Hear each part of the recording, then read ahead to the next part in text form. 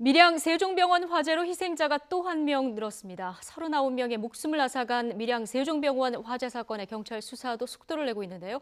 현장에 나가 있는 취재기자 연결해 보겠습니다. 오태인 기자. 네, 밀양 세종병원 화재 현장에 나와 있습니다. 화재로 인한 희생자가 또 한 명 늘었군요. 네, 그렇습니다. 안타깝게도 희생자가 또 한 명 늘었습니다. 사망자는 86살 여성입니다. 이 환자는 세종요양병원 입원 환자로 대피 후 인근 병원에서 치료를 받다가 어젯밤 호흡곤란과 심정지로 숨졌습니다. 이로써 이번 화재 사망자는 38명에서 39명으로 늘었습니다. 또 부상자도 1명 늘었는데요.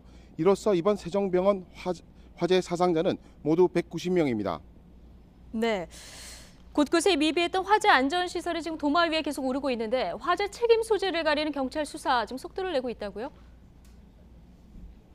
네, 그렇습니다. 화재를 조사 중인 경찰도 수사에 속도를 내고 있습니다.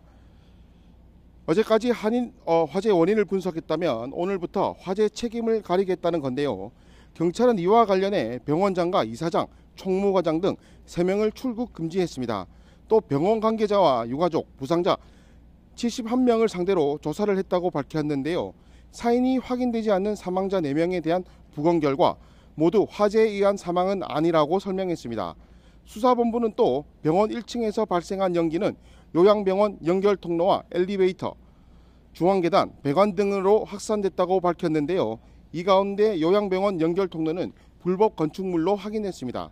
수사본부는 불법 건축물이 화재와 연기 확산에 영향을 주었는지도 수사를 하고 있습니다. 또 비상용 발전기가 용량에 맞지 않은 것으로 드러났습니다. 병원에서 사용한 비상 발전기는 22kW인데 병원 전체는 107kW가 필요했던 것으로 밝혀졌습니다.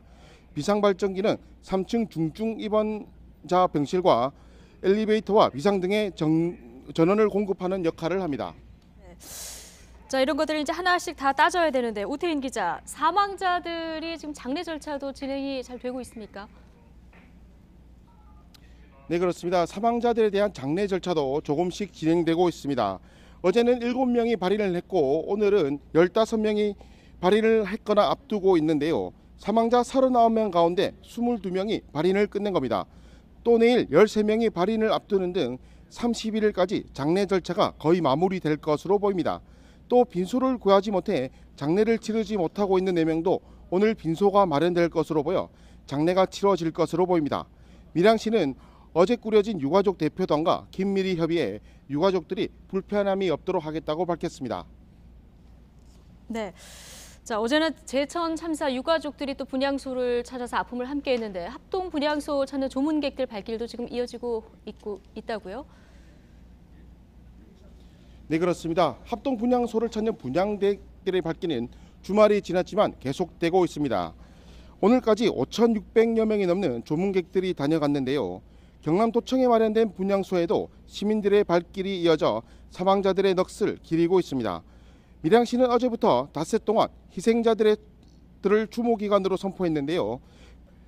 합동 분향소에는 31일까지 운영될 것으로 보입니다.